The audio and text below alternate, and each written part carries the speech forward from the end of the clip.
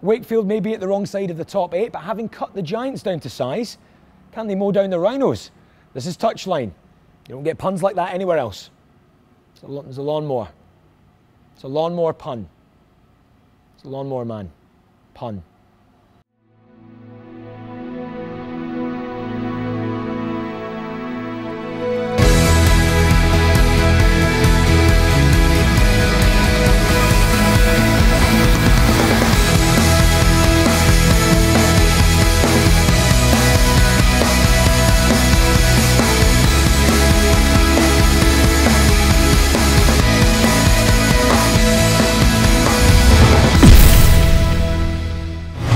Hello and welcome to Super League Touchline. I'm Jerry McLaughlin, standing in for George Riley, who's away covering some big event in London, something to do with a big fire in London. He's covering the Fire of London.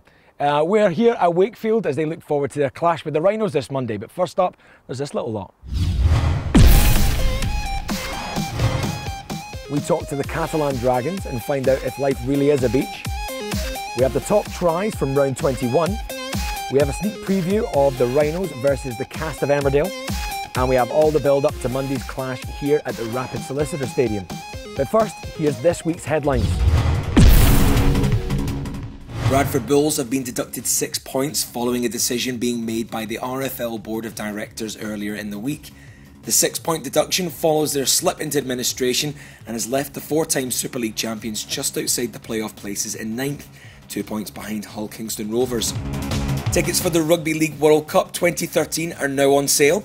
Initially, they are available for club season ticket holders only, but non-season ticket holders can register their interest to receive information once the general release date arrives. Initial interest is high, so to avoid disappointment, please visit rlwc2013.com.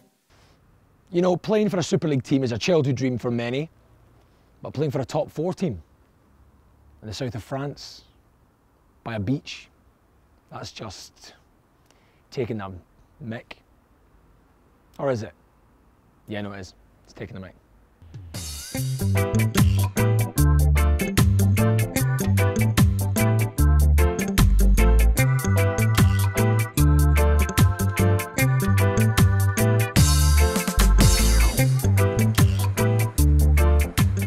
You know, when you feel good and you're happy within yourself and your general life, it's probably when you play your best. So I think if all the off-field things are settled and you know your family's happy and you're living.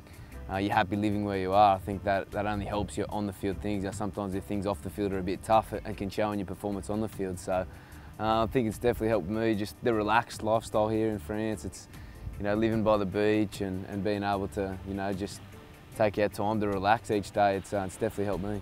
After my sort of 3rd year at Wakefield, I just didn't really know sort of what was going to happen, and then this sort of offer came up, and you know, I've been travelling for sort of 7 years, me and my wife and my son, and we just thought, you know, we'd give France a try as well. And you know, it's been great on and off the field. I mean, off the field, it's, you know, it's good. My son can speak French now, and he's only sort of 3.5, and just the experience for him is just as good as it is for us, you know. So my wife's having a great time and meeting with all the, you know, different cultures and different people that are here. So yeah, it's just unreal over here. It's a good part of the world to live in. It's a good place to be right now. We're in the middle of summer. There's lots of people everywhere, things going on, and beautiful weather. And yeah, where else would you rather be?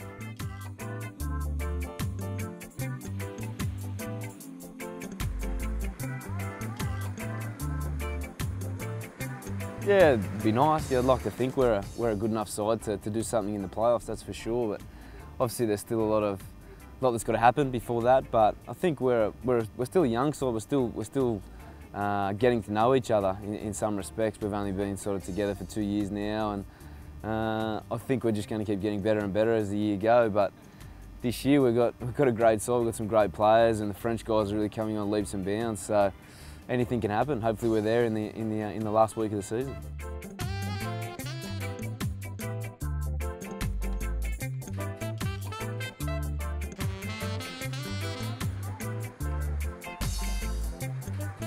I think, if anything, if you break it up over the year, we're definitely at a disadvantage to the one game that the teams have to come over here each year to play against us. But I will admit that it is tough for the other teams. You know, we played Wakefield last week, and it was, you know, 30, 35 degrees or something like that, and I was struggling out in the wing, and I'm used to it, so I don't know how those poor blokes were going, but it does play a key part for us, I suppose, when they come over here, but I don't think it's the be-all and end-all of us, you know, being a top side.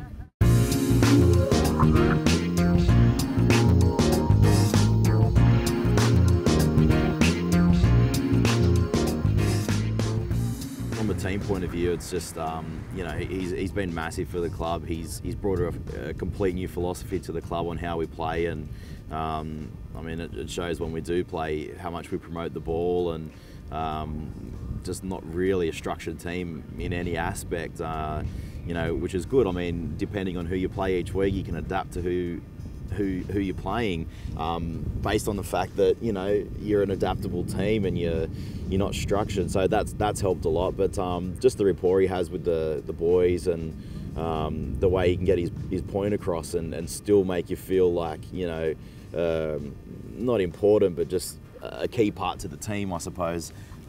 His ability to do that, it's, you know, that's just what's brought the best out of every player, myself included. You know, there's a lot of guys in Super League and NRL that are confidence players, and he just knows how to bring that out of you, even if you've had a bad game or whatever. So that's you know, that's instrumental in the mental side of it for players. So yeah, I mean, couldn't speak any highly of him. It's changed my life, really. You know, I was played a little in and out in the NRL and was battling away, and came here as an opportunity. It was, you know, Trent Robinson said, you know, you get the opportunity to play week in, week out, and that was what really, that was the appeal to me at the time. And now I love the place, love my teammates, and just really enjoy my footy. And, you know, there was a couple of opportunities for me to leave for next year and go to different clubs, but you know, after. No, I won't say too much about who it was or anything like that, but there was a few options out there for me that I could have taken up, and in the end it came down to you know, a couple of things, you know, the lifestyle, and then with the team as well. I think we're building towards something, and we've worked too hard over the last 2 years. I think I'd feel pretty bad if I just jumped up and left ship now.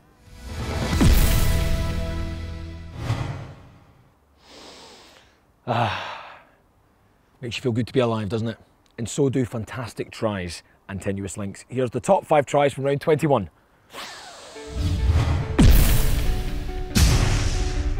At number 5, excellent early work from Grix.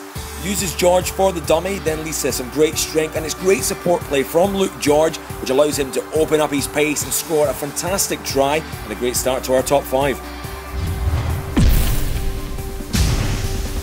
At number 4, a sublime reverse pass from Price supplies Ragan, and how about that for a determined finish? At number 3, and it's a special try from the second Reece Hambury gets the ball. Lovely sidestep. From this point in, it's all about clever feet, change of pace, allowing him to go through the Salford Reds defence, leading to a fantastic individual effort.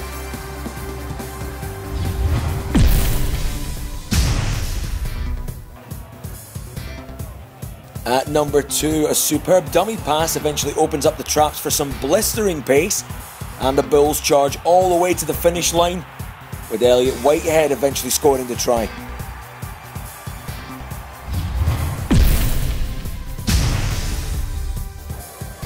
And the top try from round 21 is a real gem from Sam Tompkins. A searching, snaking run leads to a rather crowd-pleasing chip, which he gathers with ease, scores a try that the Wigan fans won't forget in a hurry.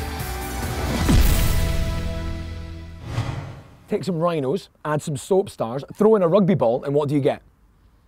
I'm not sure, but we filmed it, and this is it.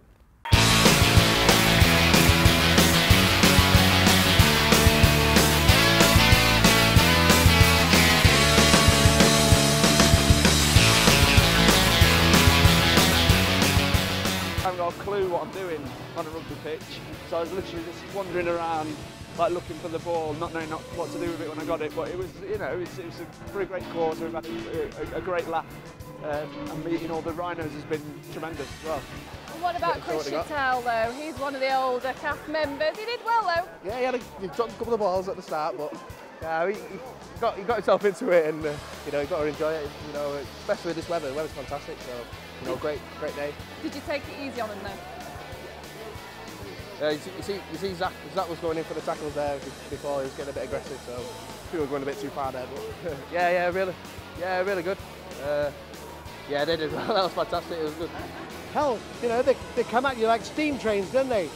And at one point, because I don't play, although it's my favourite shaped ball, at one point I thought, well, somebody's got to tackle this guy. And then somebody said, Chris, you're supposed to tackle him. Oh, all right then.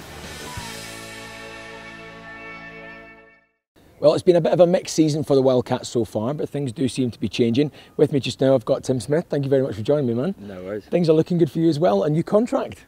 Yeah, that's right. Put another year on the deal, so yeah, we're just really happy to be here at the moment, and you know, it's looking good at Wakefield at the moment. Yeah, it's been a little bit tough recently. I mean, like some interesting games coming up, and you've had a few derbies in a row. Derbies are always different games, aren't they? How do you feel about them? Do you notice a difference? Yeah, obviously, you know, Leeds are probably one of the team sides, if not the team side at the moment, running around.